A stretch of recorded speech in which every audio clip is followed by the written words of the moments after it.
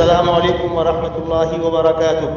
عزیزان طلباء دارالعلوم دیوبند، سب سے پہلی بات تو یہ ہے، اگر ہمارے گھر کا کوئی ذمہ دار کسی مجلس میں کوئی بیان دے تو کیا ہم اپنے ذمہ دار کی باتوں کی ہر پہلو سے انکوائری نہیں کریں گے، یا اپنے بڑے بھائی اور باپ کے خلاف محلے والوں کے بھڑکانے پر برا بھلا کہہ کر لاٹھی ڈنڈا لے کے ہم کھڑے ہو جائیں گے؟ مفتی ابوالقاسم صاحب نعمانی متظل العالی اور مولانا عبدالخالق صاحب مدراسی اس مجلس کے اندر شریک تھے۔ وہ مجلس دارالعلوم دیوبند کی طرف سے منعقد نہیں کی گئی تھی، وہ انتظامیہ نے امن و امان کو برقرار رکھنے کے لیے، کنٹرول کرنے کے لیے ایک مشاورتی مجلس بلائی تھی، جس کے اندر مختلف لوگوں نے اظہار خیال کیا تھا۔ مفتی ابوالقاسم صاحب نے بھی اظہار خیال کیا تھا، میں نے ان کی وہ تقریر سنی ہے۔ وہ کہہ رہے ہیں کہ پارلیمنٹ کے اندر ابھی اور تبھی کی بات جو کی جا رہی ہے اس سے بہت سے لوگ غیر مطمئن ہیں، پھر بھی اگر ان کی اتنی بات کو بھی ملحوظ رکھ کر اگر بہنیں فی الحال وقتی طور پر اپنا احتجاج موقوف کر دیں، ان الفاظ کو آپ لوگوں نے سمجھا نہیں، وقتی طور پر اگر موقوف کر دیں تو بہتر ہوگا تاکہ نظم و نسق میں فرق نہ پڑے، اس لیے کہ یوپی حکومت کی جانب سے گرفتاری کے فیصلے کیے جا رہے ہیں۔ بہرحال ان کی ایک رائے تھی، اور ہندوستان کے مختلف علاقوں میں بہت سے پڑھے لکھے لوگوں کی وہی رائے ہے کہ فی الحال احتجاج موقوف کر دیا جائے۔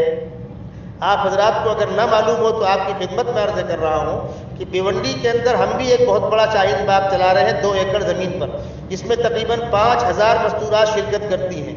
ان کی ساری سہولیات کے ہم نے انتظام کر رکھے ہیں، پولیس نے ہم کو پرمیشن نہیں دیا، اور اب حالات ایسے ہیں کہ ہم منتظمین کی گرفتاری ہو سکتی ہے۔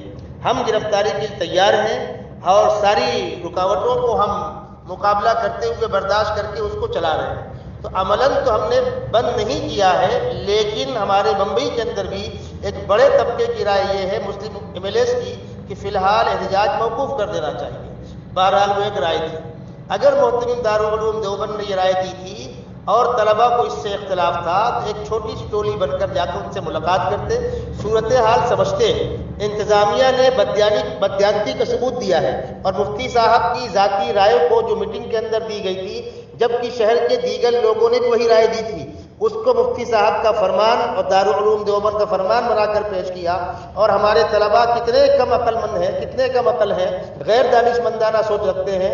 اپنے موتی کے خلاف آپ نے احتجاج کیا، پوری دنیا کے اندر اس کا پیغام گیا، اور آپ نے اپنے محترم کے سامنے بدتمیزی کی۔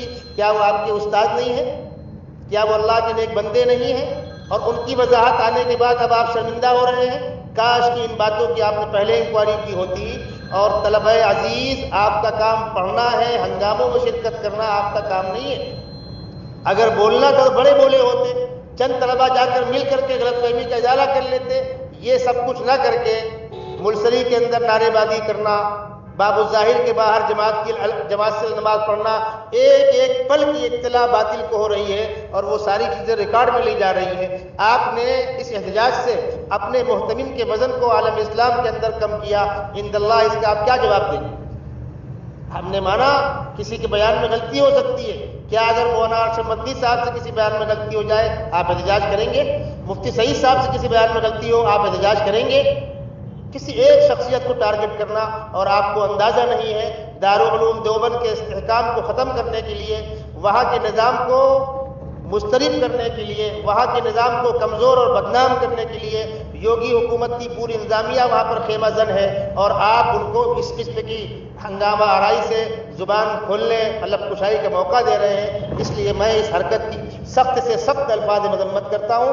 اللہ تبارک و تعالیٰ آپ لوگوں کو عقل سلیم عطا فرمائے، اور آپ کو اصل مقصد یعنی تعلیمی مشاغل کے اندر مشغول ہونے کی توفیق عطا فرمائے۔ اور محترم صاحب کا دل دکھایا گیا ہے، طلبہ عزیز کو جا کر ان سے معافی مانگنی چاہیے۔